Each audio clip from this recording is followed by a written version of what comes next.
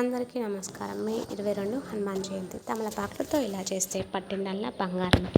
ఈ నెల మే 22వ తేదీన గురువారం నాడు హనుమాన్ జయంతి రాబోతుంది.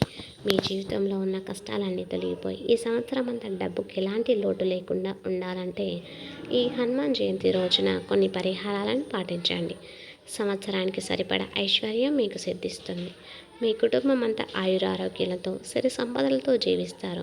ముందుగా ఈ వీడియోకి ఒక లైక్ కొట్టి కామెంట్ బాక్స్లో జై శ్రీరామ్ అని కామెంట్ చేసి ఇప్పటివరకు మన ఛానల్కి సబ్స్క్రైబ్ చేయకపోతే వెంటనే సబ్స్క్రైబ్ చేసుకోండి. ఆంజనేయ స్వామి పుట్టినరోజునే హనుమాన్ జయంతి పండుగగా జరుపుకుంటారు. ఈ నెల మే 22వ తేదీన హనుమాన్ జయంతి నాడు ప్రతి ఒక్కరూ ఇంట్లో ఖచ్చితంగా పూజ చేసుకోవాలి. ఎందుకంటే ఈ రోజున చేసే పూజలకు కోటి జన్మల పుణ్య ఫలితం లభిస్తుంది. మీ మనసులో ఉన్న కోరికలు ఏవైనా సరే కోరిన కోరికలన్నీ వెంటనే నెరవేరాలంటే ఈ హనుమాన్ జయంతి రోజున 11 తమలపాకులను తీసుకొని వాటిపైన గంధంతో జై శ్రీరామ్ అని రాసి ఆంజనేయ స్వామికి ఆ తమలపాకుల మాలను సమర్పించండి. మీ కోరికలని తప్పనిసరిగా నెరవేరుతాయి. హనుమాన్ జయంతి రోజున తప్పనిసరిగా మీ ఇంటి గుమ్మానికి తమలపాకులను కట్టుకోండి.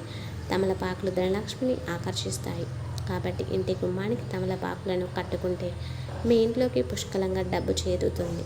ఈ హనుమాన్ జయంతి రోజున తప్పనిసరిగా ఆంజనేయ స్వామి దేవాలయానికి వెళ్ళి ఆంజనేయ స్వామి 5 ప్రదక్షిణలు చేసి మీ మనసులో ఏదైనా కోరుకోండి.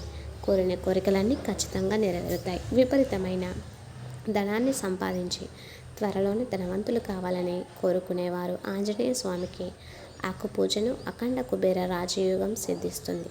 కటిక పేదరికంతో ఇబ్బంది పడేవారు, కుటుంబ సమస్యలతో బాధపడేవారు ఈ హనుమాన్ జయంతి రోజున ఏదైనా ఆంజనేయ స్వామి దేవాలయానికి వెళ్ళి ఆవు నెయ్యితో దీపం వెలిగించండి. మీ పేదరికం తొలగిపోయి మీ ఆర్థిక పరిస్థితి మెరుగుపడుతుంది.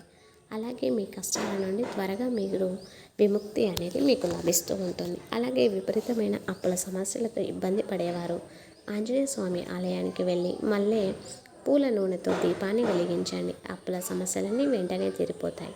మీ ఆదాయ మార్గాలు కూడా బాగా పెరుగుతాయి. అలాగే ఆంజనేయ స్వామి సంపూర్ణ అనుగ్రహం మీకు లభిస్తుంది. మరీ ముఖ్యంగా ఈ హనుమాన్ జయంతి నాడు మీ ఇంటి ముందు తప్పనిసరిగా గంధంతో స్వస్తిక్ గుర్తును రాయండి. అలా చేస్తే మీకు మంచి జరుగుతుంది. ధనలక్ష్మీదేవి మీ ఇంట్లోకి అడుగు పెడుతుంది.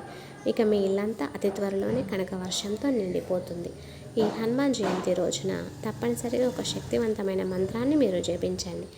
ఆ మంత్రం ఏమిటంటే ఓం నమో భగవతే ఆంజనేయాయ మహాబలాయ స్వాహ. ఈ శక్తివంతమైన మంత్రాన్ని జపించిన వారికి ఈ సంవత్సరం అంతా కూడా ఆంజనేయ స్వామి అనుగ్రహంతో ధనధాన్యాలకు ఎలాంటి లోటు లేకుండా ఉంటుంది.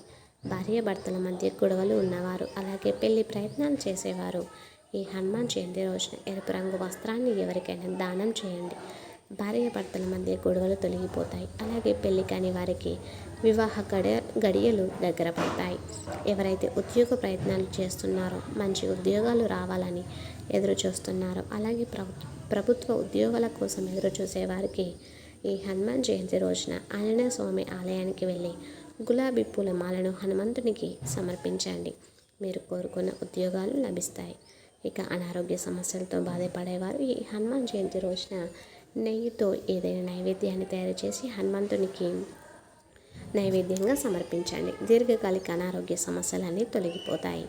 మరి ముఖ్యంగా ఈ పండుగ రోజున ఒక వస్త్రంలో 5 లవంగాలను మూటలాగా కట్టి ఆ లవంగాల మూటను పూజ గదిలో పెట్టి ధూపం వేయండి. ఈ శక్తివంతమైన పరిహారాన్ని మీరు పాటిస్తే మీ ఇంటికి డబ్బు రావడం ప్రారంభమవుతుంది. డబ్బు సమస్యలన్నీ వెంటనే తీరిపోతాయి. లక్ష్మీదేవికి అత్యంత ప్రీతికరమైన వాటిలో యాలకులు ఒకటి.